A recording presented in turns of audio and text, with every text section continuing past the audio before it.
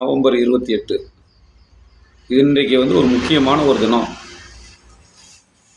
ஒரு உதவியை நம்ம அடைஞ்சிட்டோம், ஒருத்தர் செஞ்சிட்டாருன்னு சொன்னால் அதுக்கு நன்றி சொல்கிறது ஒரு பண்பாடு.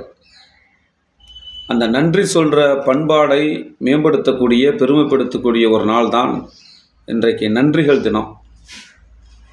இந்த நன்றி சொல்கிறதுங்கிறது மிகப்பெரிய ஒரு மனித பண்பு.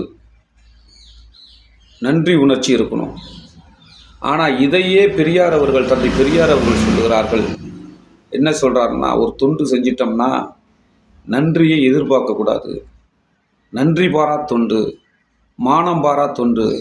ஆனால் நன்றியை எதிர்பார்த்து ஒரு செயலை, ஒரு தொண்டை செய்வது என்பது அது ஒரு வகையானது. ஆனால் பெரியாருடைய தொண்டு என்பது நன்றி பாரா தொண்டு.